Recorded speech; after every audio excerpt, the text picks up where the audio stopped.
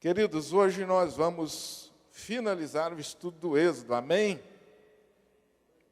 Uai, gente, que amém fraco esse. Amém, nós estamos terminando o Êxodo, gente. Amém, nós fizemos um propósito e estamos chegando no final dele hoje.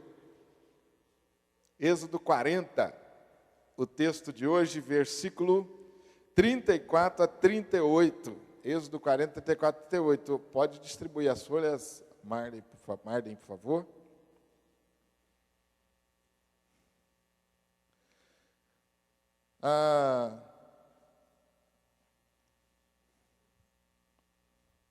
O tempo que nós vivemos, ele é um tempo de muitas e rápidas transformações, muitas e rápidas mudanças.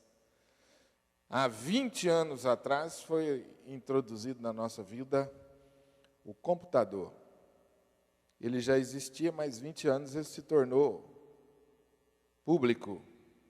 Parece 20 anos é tão pouco tempo, mas de 20 anos para cá, nossa sociedade mudou demais. E está mudando. A sociedade vai mudando, os problemas vão ficando diferentes, os desafios. Vão ficando diferentes para nós individualmente, para nós como família. E alguns desafios, às vezes, a gente se considera despreparados para enfrentá-los, porque são novos, são modernos. Alguns são antigos, mas vêm com a roupa diferente. E a gente não consegue entender, e às vezes tem dificuldade de administrá-los. E às vezes nós sentimos que estamos perdendo a batalha. Então, a partir de quarta-feira que vem, nós vamos tratar desses gigantes modernos, que às vezes entram na nossa história e nos desafiam. O nosso primeiro texto de quarta-feira vai ser a história do pequeno e grande guerreiro Davi, que venceu o gigante. E a partir daí nós vamos escolher alguns dos gigantes mais desafiadores do nosso tempo, e toda quarta-feira nós vamos conversar sobre um. Amém? Se você quiser me dar opinião, estou aberto. Falou, pastor, você podia falar sobre esse assunto. Se tiver mais ou menos ali dentro do conjunto, a gente fala, se não, a gente encaixa numa quarta-feira. Você poderia aproveitar para trazer alguém que não é ainda da igreja, porque esse assunto pode chamar a atenção da pessoa. Eu vou anunciar os temas para vocês a partir de domingo, de cada quarta-feira. E vamos terminar sempre orando, no sentido de Deus nos fortalecer, nos abençoar, ministrar no nosso coração. Alguns desses gigantes, eles são gigantes que desafiam a nossa alma. Então nós vamos tratar deles, alguns desses desafios. Alguns antigos, mas que têm roupa moderna. E eu vou ter de vez em quando, nós vamos ter de vez em quando aqui alguns convidados que eu vou trazer para trazer uma mensagem específica para a gente dentro da área de alguns deles. Amém? Então, a partir de quarta-feira, a gente sai desse ritmo dos livros da Bíblia, vamos dar um tempo, vamos tratar desses assuntos, toda quarta-feira um assunto diferente, e depois nós voltamos lá na frente com os livros da Bíblia. Amém? E nós vamos continuar, gente. E eu queria fazer um desafio para vocês. Esse desafio, na verdade, não é bem para vocês, mas você pode ajudar aqueles nossos irmãos da igreja. Você, no final de semana, encontrando com eles no domingo, faz a divulgação do culto de quarta-feira para ele, para ver se ele se anima a vir. Tem sido bênção, não tem? Os nossos encontros na quarta-feira. Para mim, vocês vão achar engraçado, mas para mim é o melhor culto da igreja a quarta-feira. Para mim, pastor, vocês não sabem o tanto que eu tenho aprendido e crescido aqui nesses estudos sequenciais da Bíblia. É a primeira experiência que eu tenho como pastor assim. Nunca fiz isso nas igrejas que eu pastoreei, livro por livro da Bíblia, capítulo por capítulo. E eu estou amando isso. E no encontro de pastores que eu tive lá em São José dos Campos, eu falei para eles, façam isso na sua igreja. Porque, irmãos, a gente sabe, nós que já estamos na caminhada de fé há algum tempo, que um dos maiores desafios nossos é estudar a palavra. Não é verdade? Estou errado?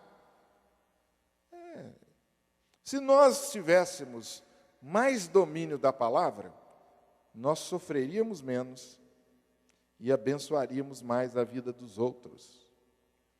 Porque a palavra de Deus é fonte segura de sabedoria, é lâmpada para os nossos pés, é cura para a nossa alma.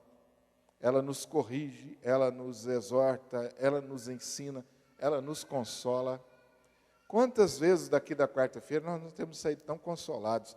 O estudo do tabernáculo, o estudo lá do Apocalipse, quanto consolo trouxe para nós. Maravilhoso. Então nós não vamos desistir de estudar a Bíblia sequencialmente.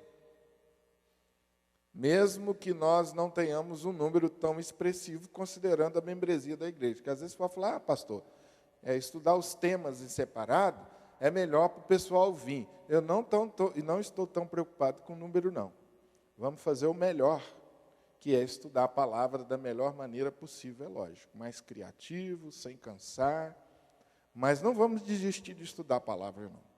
Então a gente vai ter esse tempo e depois a gente retorna com o livro da Bíblia sequencialmente. Estudamos Gênesis, Êxodo e depois Levíticos. Ok? Vamos entrar no Levítico depois. Então você dê um tempo, traga alguém, vamos aproveitar para evangelizar a quarta-feira, trazer alguém que você conheça, alguém que está aí deprimido, alguém que está em crise familiar, um amigo seu. Fala, vai lá que nós vamos orar por você. Vamos aproveitar esse tempo então. Vamos mudar um pouquinho a estratégia na quarta-feira, mas logo depois voltamos. Nós hoje concluímos o Êxodo, capítulo 40, versículo 34 a 38. E essa semana eu orei a Deus pedindo, falou assim, Senhor, há tanta coisa boa ainda para se falar no Êxodo, o que seria melhor para a gente falar no final dessa série? E eu não tive dúvida quando me deparei com esses versículos, capítulo 40, versículo 34 a 38. Não teve melhor maneira de terminar o estudo do Êxodo do que com esse versículo. Vamos ler. Então a nuvem cobriu a tenda da congregação e a glória do Senhor encheu o tabernáculo. Moisés não podia entrar na tenda da congregação porque a nuvem permanecia sobre ela e a glória do Senhor enchia o tabernáculo. Quando a nuvem se levantava de sobre o tabernáculo, os filhos de Israel caminhavam avante, em todas as suas jornadas. Se a nuvem, porém, não se levantava, não caminhavam até ao dia em que ela se levantava. De dia a nuvem do Senhor repousava sobre o tabernáculo, e de noite havia fogo nela, à vista de toda a casa de Israel, em todas as suas jornadas. Amém? Você já observou? Se não observou, nós vamos fazer isso agora, que o livro do Êxodo tem um final sem conclusão. A leitura desses versículos aí mostram para nós que os últimos versículos do livro do Êxodo não são conclusivos. O texto diz, de dia a nuvem do Senhor ficava sobre o tabernáculo, e de noite havia fogo na nuvem, à vista de toda a nação de Israel, em todas as suas viagens ou jornadas. Isso significa que o povo continua a jornada. A jornada não acabou. Querido, quando que começou a jornada? Pergunto para você. Quando que começou a jornada? Se nós estamos dizendo aqui que a jornada não terminou, e o texto nos diz isto, quando que a jornada começou? Vamos relembrar? Quando que a jornada começou? Tem duas respostas para essa pergunta minha. Duas respostas boas, corretas para essa pergunta. Duas respostas diferentes, mas são certas. O dia que você se converteu, então agora com essa resposta são 3 respostas certas. Porque eu não tinha pensado nessa. O Daniel já aplicou a minha pergunta para nível pessoal. Que dia que a nossa jornada começou? Ele disse, no dia que nós nos convertemos, começamos a jornada. Resposta certa. Tem mais 2 perguntas agora bíblicas. A resposta é bíblica. Quando que começou a jornada desse povo do Êxodo? Tem 2 respostas. Com a criação do homem, não é porque é minha sogra, mas é nota 10 para ela. Quando o homem foi criado e depois da criação veio o quê? Em seguida. Não. A queda. Depois da criação veio a queda. E depois da queda começou a peregrinação. Presta atenção nisso. Depois da queda começou a peregrinação. Antes da queda, eles não estavam peregrinando. Eles estavam juntos do Pai, na casa do Pai, em plena e total comunhão com o Pai. Mas depois da queda, tornaram-se peregrinos. Então, resposta certa, quando você diz que a jornada desse povo começou na queda, depois da criação. Mas tem uma segunda resposta também. Que aí você não está indo num passado tão longínquo, num passado mais próximo. Quando que começou a jornada? Vocês estão certos, é isso que vocês estão pensando mesmo, podem responder. Na saída do Egito, nota 10 de novo para minha sogra, hoje está demais. Nota 10, com a saída do Egito. Quanto tempo esse povo ficou preso no Egito? 400 a 450 anos, os estudiosos se divergem aí. Mas é mais ou menos isso. Por que foram parar no Egito? Por que foram parar no Egito como escravos? Estou fazendo uma recapitulação. Por causa da fome? Não, eu quero uma resposta mais genérica, mais ampla. Por que foram tornaram-se escravos no Egito? Por causa da desobediência. Todas as vezes que o povo de Israel vai para a escravidão, é resultado da desobediência. A situação só não estava pior porque esse povo tinha na sua descendência José, que enquanto a sua memória foi lembrada no Egito, o povo foi protegido. A partir do momento que esqueceram de José, começou a perseguição.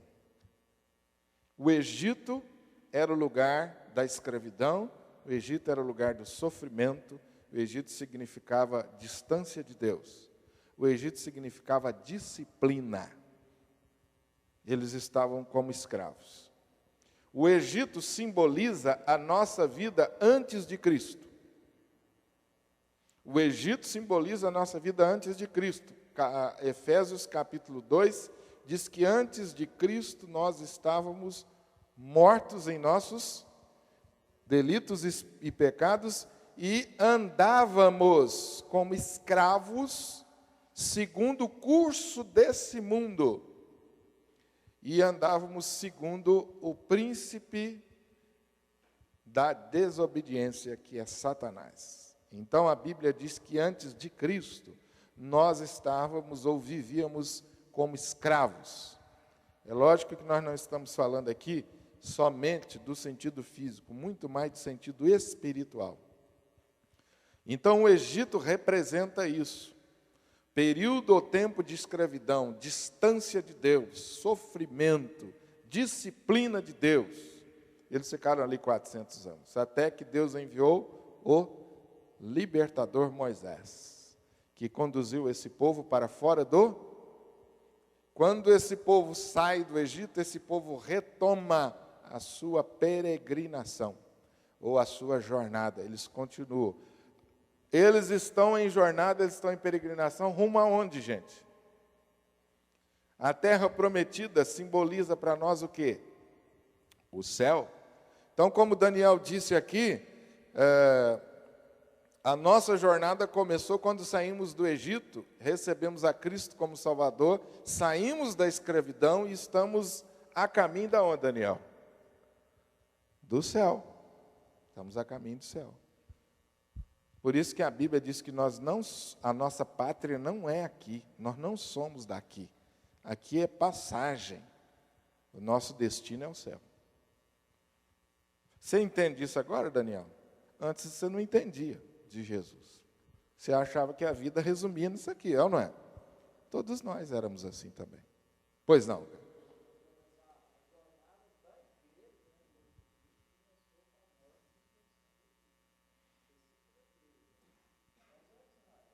E Israel era o quê? Igreja no Velho Testamento. Mas era igreja. Mas era igreja. Israel é a igreja de Deus no Velho Testamento. Abrangia, desde que a pessoa de outra nação aceitasse o Deus de Israel. Por que o povo de Israel foi escolhido? Para ser luz para as outras nações. Ser testemunha. Todas as vezes que alguém de outra nação aceitava o Deus de Israel, ele tornava-se igreja. Viu, Cássio? Então é igreja. Profeticamente era igreja. Por isso que a gente estabelece comparação entre Velho Testamento e Israel com igreja hoje. Por isso. Agora, aquela igreja era uma igreja que vivia na esperança do Salvador. A igreja nossa, hoje, a nossa igreja do Novo Testamento, é a igreja onde a esperança foi cumprida, né? Porque Jesus já veio, nós recebemos a Cristo como Salvador, e agora a nossa esperança é o quê? A volta de Jesus.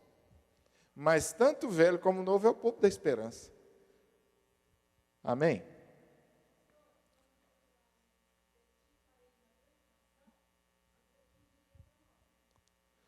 E de ti farei uma grande nação, e disse assim, através de você todas as famílias da terra serão abençoadas. Como que seriam abençoadas? Porque de Abraão nasceria quem? Jesus. Por isso que o capítulo 1 de Mateus, a genealogia, mostra a história de Jesus, a genealogia de Jesus, começando com Abraão, para mostrar para o judeu que Jesus era filho de Abraão. Então, Deus cumpriu a promessa em Abraão quando Jesus nasceu. Falou, através de você, Abraão, todas as famílias da terra serão abençoadas, porque através de você vai nascer o Salvador. Ele é descendente seu. Tranquilo, amém? Vamos continuar. Você chega ao final da história do Êxodo, fecha o livro e dá um suspiro e conclui. A viagem ainda não terminou. Seguimos montanha acima, montanha adentro, carentes da sabedoria da palavra para seguir. Não é essa a sensação que nós temos? Que nós estamos em viagem, a viagem não acabou e que nós precisamos de muita sabedoria para chegar até o final dela. O livro começa com um ponto de exclamação e termina com reticências. Lemos no início da obra sobre a dor, a opressão e o sabor amargo do sofrimento dos israelitas no Egito. Deus então levanta Moisés, prepara Moisés, envia Moisés e usa Moisés na libertação. Depois, já peregrino no deserto, o Senhor entrega as tábuas da lei ao seu povo resgatado e agora adotado. Deus quer habitar com esse povo, por isso os instrui sobre a construção do tabernáculo. Nesse ínterim, aquela gente sedenta de Deus, mas impaciente e rebelde, constrói um bezerro de ouro. Deus se indigna e pune os líderes da rebelião. Os demais se arrependem e o Senhor prossegue com eles na viagem. Tudo por causa da perfeita mediação de Moisés, uma figura de Cristo. Conflito resolvido. O tabernáculo é construído, exatamente como Deus planejou. É quando a glória do Senhor vem sobre o tabernáculo e habita entre o seu povo que continua peregrino a caminho de Canaã. Amém? Eu fiz aqui uma síntese, um resumo. Não é? O povo está no Egito, Deus levanta Moisés, Moisés tira o povo do Egito. No meio dessa caminhada, Deus manda construir um tabernáculo para quê? Lembra, eu fiz vários estudos sobre esse versículo. Deus disse, eu quero habitar no meio de vocês, então construa um tabernáculo. Eles construíram um tabernáculo. Quando Moisés sobe para receber as tábuas da lei, esse povo então se rebela, desobedece e faz o bezerro de ouro. Eles são disciplinados por Deus, mas graças a quem esse povo não morre todo? Moisés. Porque Moisés ali é tipo de Cristo. Ele intercedeu pelo povo e salvou o povo, assim como Cristo é nosso intercessor. Graças à intercessão de Moisés, o povo então é salvo, continua a sua peregrinação. E essa peregrinação agora tem uma etapa vencida quando a glória de Deus se manifesta no tabernáculo. O que Deus disse quando mandou construir o tabernáculo? Eu quero habitar no meio de vocês. Então agora o tabernáculo está pronto. E Deus então se manifesta, conforme o capítulo 40, 34, então Deus está se manifestando no tabernáculo. 3 grandes necessidades para seguir a jornada até o final. Esse texto mostra para nós 3 grandes necessidades que nós temos, que aquele povo tinha para continuar a jornada até o fim. Que necessidades são essas? Primeiro, esse povo precisava da presença de Deus. A presença de Deus é indispensável na jornada. Antes da intervenção de Deus, ou seja, sem Deus lá no Egito, Israel vivia a mais terrível opressão e sofria a mais profunda angústia. Êxodo capítulo 1, versículo 14, descreve um pouco desse sofrimento do povo no Egito sem Deus. O que diz o texto? Vamos ler juntos? Tornaram-lhes a vida amarga. Podem ler, vamos ler. Impondo-lhes a árdua tarefa de preparar o barro, fazer tijolos e executar todo tipo de trabalho agrícola. Em tudo os egípcios os sujeitavam à cruel escravidão. Egito, vida sem Deus. Vida sem Deus não é vida. Vida sem Deus é sempre uma sequência de enfados mortais.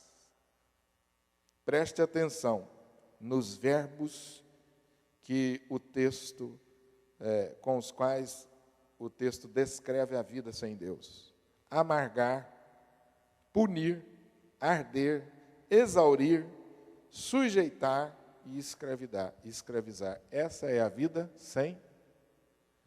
Essa é a vida, é como a palavra qualifica a vida sem Deus.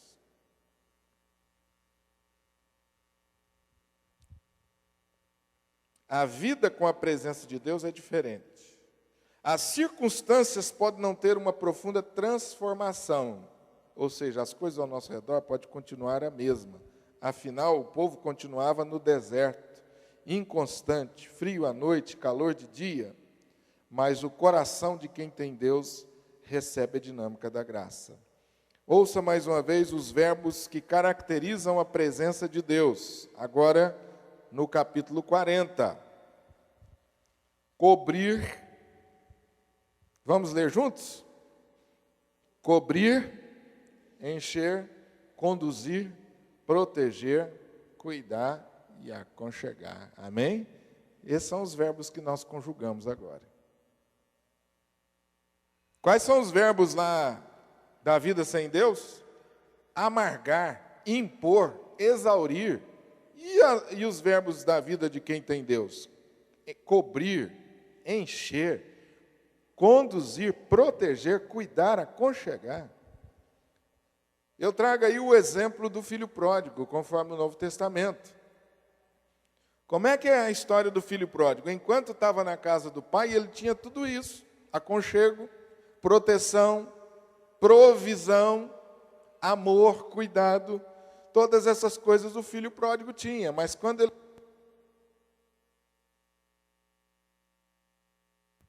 ele resolve sair da casa do pai, o que acontece com ele? A Bíblia diz que ele começou a passar fome, começou a viver a solidão, o abandono dos amigos, até que um dia a graça de Deus se manifestou na vida desse rapaz. O texto lá em Lucas 15 diz que caindo em si, ou seja, Deus toca o coração daquele jovem naquele momento e faz ele perceber a miséria da vida sem Deus. Ali ele cai em si e percebe: meu pai, as pessoas que estão lá sob o cuidado do meu pai têm muito mais do que eu. Vou voltar para a casa do meu pai. As circunstâncias não mudaram, o que mudou foi o coração dele.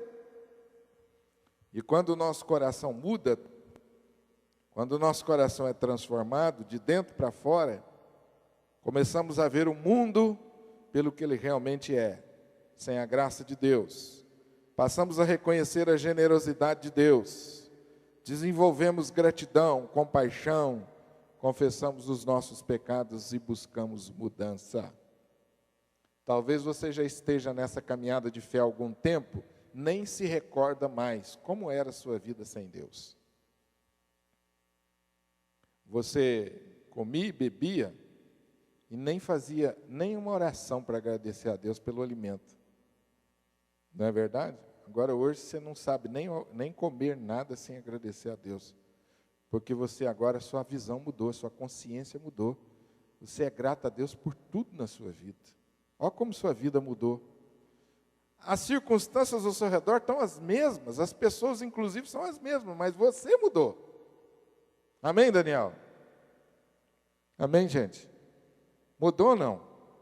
Mudou tudo, não é? Mudou, Sinomar? O Sinomar já me contou a experiência de conversão dele. É impressionante, né, Sinomar? Se você falar, Sinomar, sua vida está mil maravilhas, não, ele tem muita luta, mas o coração dele mudou. E hoje ele olha para as lutas diferentes. Estou certo, Sinomar, no testemunho? É isso aí, gente. Na minha vida, na sua vida também tenho certeza que não é diferente. Então, o que nós precisamos nessa jornada até o fim, querido? O que o texto de Êxodo diz que nós precisamos nessa jornada até o fim? Nós precisamos de Deus, é da presença de Deus. Essa é a nossa maior necessidade. Que Deus é esse que nós precisamos e que a palavra de Deus fala? Algumas coisas o texto nos ensina sobre isso. Primeiro, ele é um Deus transcendente, ele é maior do que nós e maior do que todas as coisas. Você observe no que descreve o verso 34 a 38, nesse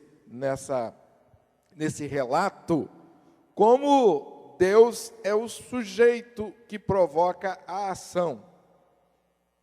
A nuvem que cobre a tenda, ela é a nuvem da glória do Senhor. É o Senhor Deus que enche o tabernáculo. E todas as ações seguintes, é Deus quem coordena, é Deus quem comanda. Ele está acima do povo. Ele está acima da nossa vida. Ele não é parte da criação, ele é superior à criação. Esse Deus que é superior, é transcendente, ele é também o Deus imanente ou presente. Essa palavra a gente não usa muito, é uma palavra usada na teologia. Transcendente é o Deus superior, imanente é o Deus que se faz presente. E a glória do Senhor encheu o tabernáculo, ao mesmo tempo que esse Deus se revela como um Deus inatingível, por causa da sua grandeza e do seu poder, ele faz questão de habitar com o pecador. Então é um Deus que cabe dentro do pequeno tabernáculo, simplesmente para dizer: eu habito no meio de vós. Esse Deus também é o Deus santo e puro. Então a nuvem cobriu a tenda do encontro, e a glória do Senhor encheu o tabernáculo. E Moisés não podia entrar na tenda do encontro, porque a nuvem estava sobre ela. O que isso significa? Que o Deus Santo estava lá. E o pecador Moisés não podia entrar naquela hora. Ele não estava habilitado para isso. Deus é presente, mas Ele também é puro. Isso significa que Ele não habita com o pecado. Para se chegar à presença de Deus, precisamos do sacrifício de Jesus. Amém? Por isso você percebe no livro do Êxodo, depois no livro de Levíticos, na construção do tabernáculo, todas aquelas figuras para mostrar a necessidade que nós temos de um intercessor, de um intermediário. Lembra do cordeiro? O israelita apresentava o cordeiro e entregava o cordeiro para o sacerdote. O cordeiro era sacrificado. E a partir dali vinha uma série de rituais até que o sacerdote, o sumo sacerdote, entrasse no Santo dos Santos. Tudo isso significava o quê? Vocês não podem ir direto, vocês precisam de um intercessor. E esse Deus puro, Ele não permite que a gente chegue a Ele sem Jesus. Amém? Presta atenção nisso, que isso é tão importante. Esse Deus é soberano. Isso significa que Ele é autoridade sobre nós. Ele vem quando quer e vai quando Ele quer. Ele não é domesticável. Que bênção, hein? Diz-nos o texto aqui que quando a nuvem se levantava, os filhos caminhavam. Quando a nuvem não se levantava, os filhos paravam. Ou seja, era segundo a vontade de Deus. É maravilhoso, hein? No tempo de Deus, boa palavra. É no tempo de Deus que a gente vai. Sinal de obediência, autoridade, Ele é autoridade. O que eu preciso nessa caminhada? Eu preciso me submeter a esse Deus que é superior, mas que se faz presente. Eu preciso buscar santidade, viver em santidade. E eu preciso viver submisso a Ele, porque Ele é autoridade sobre a minha vida. E por último, durante essa jornada eu preciso do cuidado de Deus. De dia a nuvem ficava sobre o tabernáculo, e de noite havia fogo na nuvem, à vista de toda a nação de Israel, em todas as suas viagens. Ou seja, Deus esteve com eles durante todas as suas, assim como Deus prometeu estar conosco até o final da jornada. Na caminhada pela vida, nós precisamos da presença de Deus, o Deus que transcende a tudo e a todos, mas que habita conosco. O Deus santo e puro, que não habita com o pecado, mas que proporcionou um caminho até Ele, Cristo.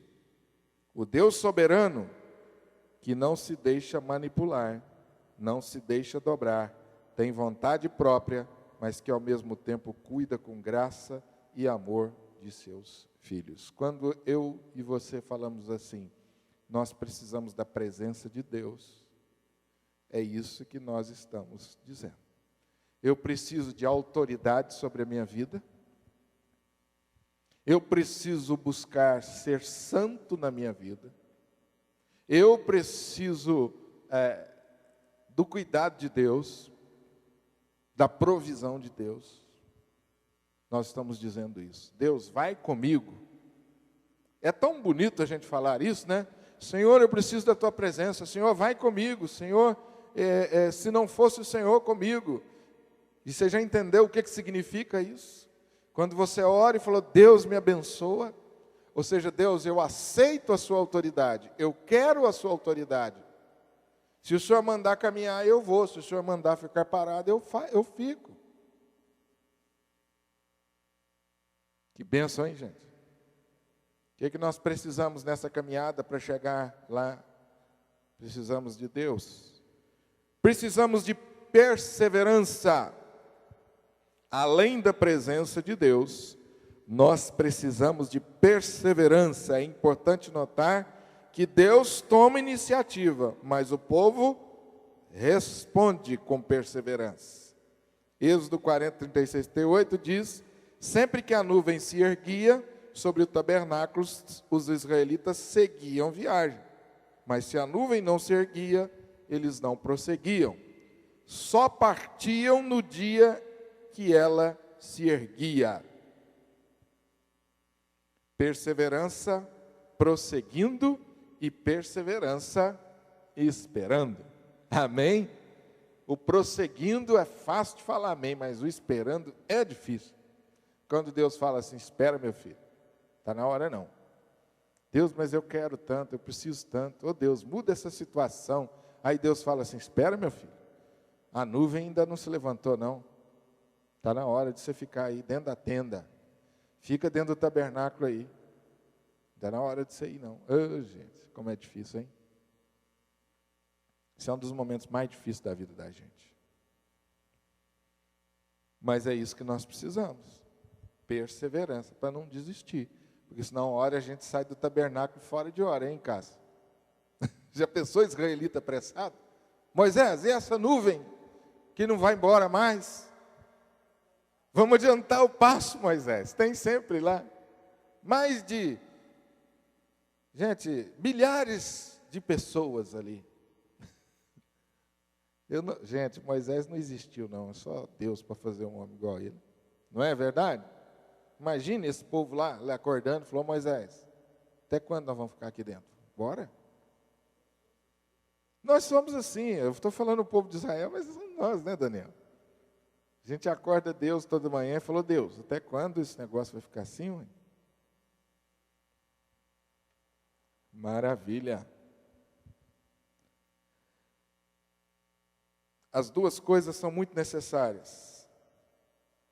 A Bíblia está repleta de exemplos que mostram que na caminhada com Deus há momentos para marchar e também há momentos para aquietar. No Êxodo mesmo houve a hora de o povo marchar para cruzar o Mar Vermelho e houve um momento deles esperarem Moisés descer do Sinai. Perseverança, vamos falar isso juntos? Perseverança é fundamental na jornada com Deus. Paulo diz que a perseverança produz caráter, e o caráter produz esperança. Perseverança é resistência, caráter é maturidade, e a esperança, que é o resultado disso tudo, é o forte sentimento de confiança. Perseverança é resistência para cumprir a prova, é resistência para atravessar o sofrimento, seja marchando, seja esperando. Quem resiste ao sofrimento passa na prova, amadurece e aperfeiçoa o caráter. Por perceber crescimento, já aqui e agora, a pessoa resistente, aquela que persevera, começa a desfrutar de uma forte confiança no futuro que está nas mãos de Deus. Ó, gente, que coisa maravilhosa isso aqui, hein? Quando você percebe o crescimento na sua vida espiritual, por quê? Porque você resistiu à prova. Então você começa a desfrutar de uma forte confiança de que o seu futuro está nas mãos de Deus. As pessoas andam muito ansiosas com isso, né? Futuro. Sentimento algum brotará no coração sem que antes resistamos às provações, sem que antes perseveremos no Senhor. Esperança, meu irmão, esse sentimento de confiança é fruto de caráter. Caráter é fruto de perseverança. E perseverança se exerce, resistência se adquire nos terrenos acidentados do sofrimento. Aleluia! O povo de Deus precisa de perseverança. Romanos capítulo 15, versículo 4 a 6, Paulo diz, vamos ler juntos? Pois tudo o que foi escrito no passado, foi escrito para nos ensinar, de forma que por meio da perseverança e do bom ânimo, procedentes das Escrituras, mantenhamos a nossa esperança. O Deus que concede perseverança e ânimo, dê-lhes um espírito de unidade, segundo Cristo Jesus, para que com um só coração e uma só voz, vocês glorifiquem ao Deus e Pai de nosso Senhor Jesus Cristo. Que passagem maravilhosa, hein? O povo de Deus precisa de perseverança, de resistência, e só Deus pode conceder o tipo de perseverança e de ânimo de que precisamos. Eu coloquei uma observação aqui, pare, leia e ore. Quando você pegar esse estudo de novo, para, leia e ore, porque isso aqui é muito importante. Deus dá-me perseverança. Não permita que eu desista nas provas, Senhor. Sim?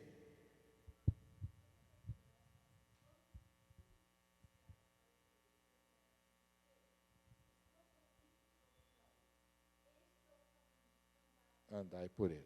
Que maravilha. Quando você pensar em tomar um atalho, quando você pensar em sair da bênção, a voz que cuida de você vai dizer, olha, desvia não, esse é o caminho da perseverança. Nós precisamos primeiro de quê? Presença. Segundo, perseverança. E terceiro, propósito, porque sem isso nós estamos perdidos. Propósito é sentido para viver.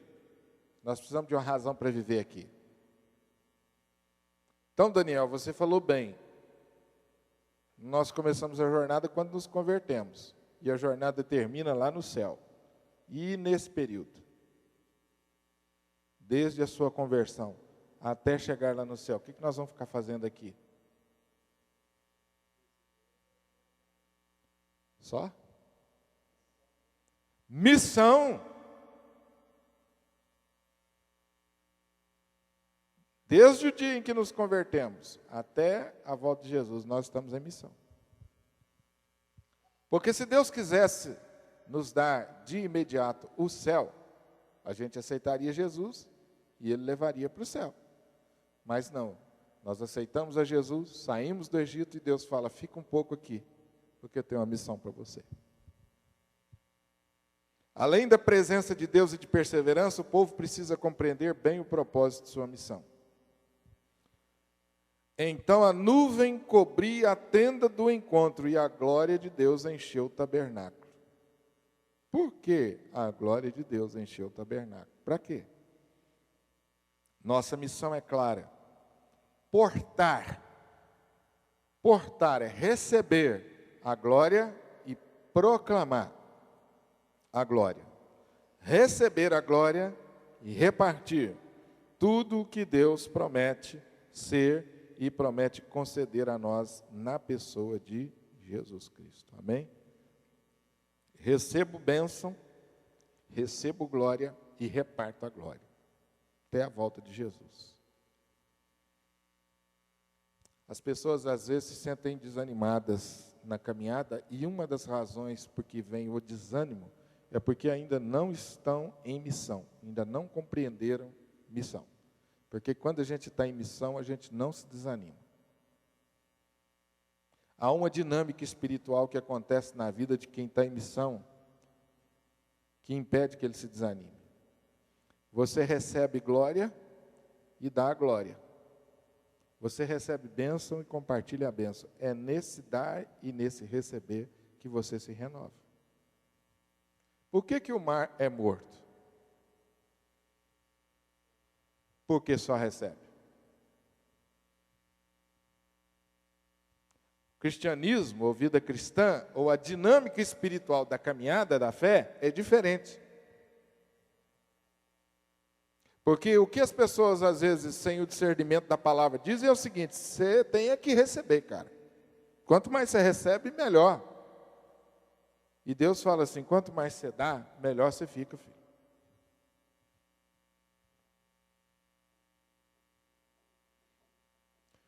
Nesses dias meus de viagem, de férias, um irmão lá em Cachoeiro de Itapemirim me serviu, deixando à minha disposição lá o motorista dele e o carro dele. 3 dias. Andou lá um carrão abastecido, não deixou pagar nem o pedágio. Aí eu passei uma mensagem para ele, dizendo: muito obrigado pelo seu carinho, pela forma que você nos tratou e tudo. E ele disse assim: se o que Deus tem me dado não servir para fazer o mínimo, de que vale tudo isso? Essa foi a resposta dele para mim. Tão bonito a gente ouvir isso, né? E ele começou vendendo carros, como um vendedor de carros, ele e o irmão. Hoje ele tem uma grande empresa. Eles movimentam mais de 1 milhão por mês. Começou vendendo carro. Eu lembro, porque eram minhas ovelhas, e eu orava muito por eles. Final de semana: pastor, ora por nós estamos precisando vender, está muito apertado. Hoje estão lá faturando R$1 milhão por mês. E o coração continua humilde. Se o que eu tenho não serve para fazer o mínimo, para que vale tudo isso? Por isso que Deus dá mais, gente. Quando você recebe e não reparte, por que Deus vai te dar mais? Você está cheio já. Entendeu a dinâmica do reino?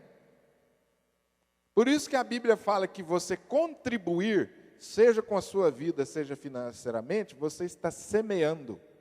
Paulo chama de semeadura, ou contribuição. Por quê? Você deu, e Paulo diz assim: isso vai retornar para você em forma de colheita. Bênção demais, né? Amém ou não, gente? Essa generosidade que você tem é de Deus, irmão. Essa generosidade, esse impulso que você tem para abençoar é de Deus. Então abençoa. E quanto mais você abençoar, mais Deus vai te dar. A glória de Deus que encheu o tabernáculo se manifestou plenamente a nós, na pessoa de Jesus Cristo. Hoje, quando recebemos a Cristo em nossos corações, esse Deus glorioso vem fazer morada em nós. Ele diz: se alguém me ama, obedecerá a minha palavra, meu Pai o amará, nós viremos a Ele e faremos. Que bênção, hein? Para quem tem dificuldade em aceitar a Trindade, olha o plural. E faremos nele morada. Esse faremos é quem, Cássio? Plural aí? Pai, Filho, Espírito Santo. E faremos nele morada. Não é singular não, é plural. Então você ama a Deus, obedece os seus mandamentos, e a Bíblia diz que naturalmente Deus se manifestará em você, a glória de Deus se manifestará na sua vida. Daniel, a gente pensa, irmãos, quando fala glória, a gente pensa num negócio assim, sobrenatural, místico. O que vem à sua mente? Na minha mente já veio isso. Deus manifesta a sua glória na minha vida. O que você pensa? Que você vai virar anjo, que você vai sair voando, vai atravessar a porta fechada, não vai ter mais fome, não vai ter dor, vai bater o dedão assim na quina da cama, não vai doer mais. Se agora, não. Quanto mais glória, mais humano você se torna. Quanto mais glória, mais humano você se torna. Mais amor, glória de Deus na minha vida é mais amor, mais justiça, mais fé, mais bondade. Isso é glória de Deus na minha vida. Você não vai sair voando como um anjo, não. Pelo contrário, cada vez mais você vai ter os pés na terra. Que às vezes as pessoas ficam assim, muito espirituais, você pensa que elas vão voar. Tão espiritual. Você não pode nem conversar com elas mais. Tem umas pessoas assim, que quanto mais espiritual, mais distante eles ficam, né? Quanto mais espiritual, não posso. Quanto mais espiritual, mais você se aproxima das pessoas. Amém, gente? Deus habita em templos feitos. Deus não habita em templos feitos por mãos humanas ou por mãos de homens. Ele enche a vida e o coração daqueles que com fé buscam servir a Cristo. O propósito da nossa missão é, portanto, portar e proclamar a glória de Deus. João Evangelista resume isso em João capítulo 1, versículo 11 a 15. Vamos ler o texto? Esse texto é muito importante. Eu vou ler aqui para os irmãos. João 1, de 11 a 15.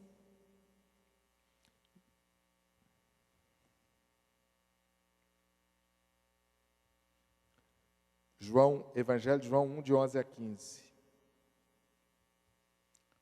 Veio para o que era seu e os seus não receberam, mas a todos quantos o receberam, deu-lhes o poder de serem feitos filhos de Deus, a saber, os que creem no seu nome, os quais não nasceram do sangue, nem da vontade da carne, nem da vontade do homem, mas de Deus. E agora veja o que o texto diz: e o verbo se fez carne e habitou entre nós, cheio de graça e de verdade, e vimos a sua glória, glória como do unigênito do Pai. Somos chamados a receber e a repartir a glória de Deus em Jesus. A história do Êxodo apontou para esse fato. Estamos longe de casa, afinal, deixamos a casa do Pai, e no caminho, em meio ao sofrimento, fomos achados pelo Pai. Seguimos agora de volta para a casa do Pai. A diferença entre hoje e o texto de Êxodo que lemos é que a nuvem de glória não nos cobre, agora ela nos habita. Na medida em que vamos prosseguindo, nós vamos repartindo da glória de Deus em Cristo ao mundo perdido que nos cerca. Portanto, receba Jesus, receba a glória de Deus, deixe Deus te encher dessa glória e saia daqui essa noite essa glória. Voltemos, sigamos rumo à casa do Pai. Ele, pelo seu Espírito, será conosco em todas as nossas viagens. Observe como Moisés concluiu o livro do Êxodo. De dia a nuvem do Senhor ficava sobre o tabernáculo, e de noite havia fogo na nuvem. À vista de toda a nação de Israel, em todas as suas, a jornada continua e o Senhor vai com a gente. Vamos ficar de pé para orar, queridos. O que você precisa? O que você precisa? Presença, perseverança, hein? 3P. Hoje à noite, quando você for orar para dormir e for colocar diante de Deus as suas necessidades, lembre-se de que o que realmente nós precisamos é disso: presença, perseverança e propósito. Pense nessas 3 coisas. Que às vezes a necessidade humana tira a gente do foco, não é? As nossas necessidades, às vezes, elas têm esse poder de tirar a gente do foco. E a gente fica rodeando em torno delas. O que você precisa é disso. Não é do carro novo, não é da casa nova, não é de Deus tirar aquele patrão chato do seu caminho, não é de Deus te dar um emprego, não é de Deus te dar um vizinho melhor, não é de Deus tirar a enfermidade. Tudo isso é importante, mas o que nós realmente precisamos é da presença de Deus, de perseverança, de propósito.